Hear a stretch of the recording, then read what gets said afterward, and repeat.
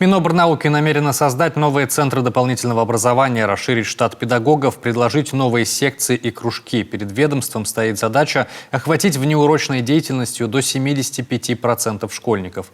Об этом заявила профильный министр Наталья Якимова на коллегии. Главная тема заседания – реализация нацпроекта образования. В этом году все поставленные задачи выполнены в полной мере. Какие предстоит реализовать в будущем, расскажет Елена Кононова.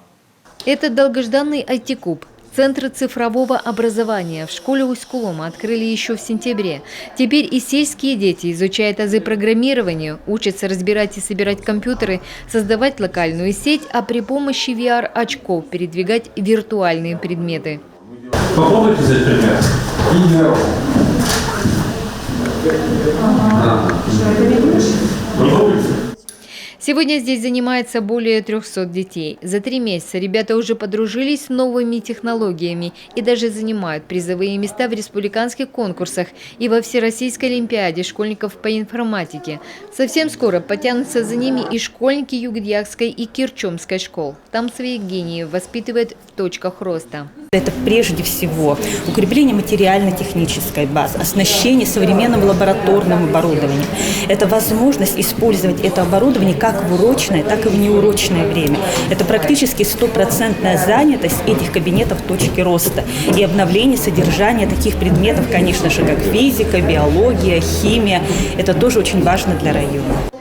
В Коми уже работает 3 IT-куба, а точек роста только в этом году стало на 21 больше. Проект реализуется уже 3-й год. Интерес детей к новым формам обучения очевиден. Сегодня при современных цифровых технологиях невозможно учить ребят по старинке. Поэтому школы республики оснащаются современным компьютерным оборудованием и многофункциональными устройствами. Сегодня чуть больше половины образовательных учреждений региона уже обновили технику. А к 2024 году комплекты современного оборудования получат все школы. И, конечно же, осваивать новые технологии невозможно без скоростного интернета.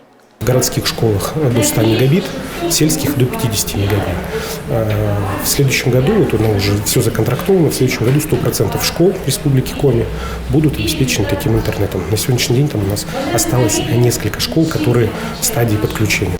Полная перезагрузка, в том числе цифровая, идет по нацпроекту образования. В регионе реализуется 6 республиканских программ. В 2021 году все задачи, которые были поставлены перед отраслью, выполнены, отмечает профильный министр. Приоритеты на 2022 год расставлены. Один из них – развитие дополнительного образования. В секциях и кружках республики заняты почти 100 тысяч ребят, а должно быть еще больше. Важно, чтобы и после уроков ребенок находил занятия, которые позволят развивать ему свои таланты и навыки. И для этого в Коми намерены открывать новые направления дополнительного образования. Здесь мы делаем акцент на естественно-научное творчество, инженерное, техническое творчество.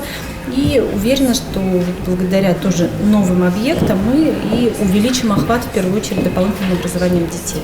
Для Республики Коми наша задача достигнуть 75% всех детей школьного возраста дополнительным образованием. Открытие новых школ по Моздино и Обячево, ремонт спортивных залов в школах, установка спортплощадок, открытие точек роста и кванториумов. Работа по совершенствованию образования в Коми продолжится, тем более, что и финансово все новые начинания поддержаны. На 2022 год на эти цели выделено более 1 миллиарда рублей. Елена Кононова, Олег Жуковский, телеканал Юрган.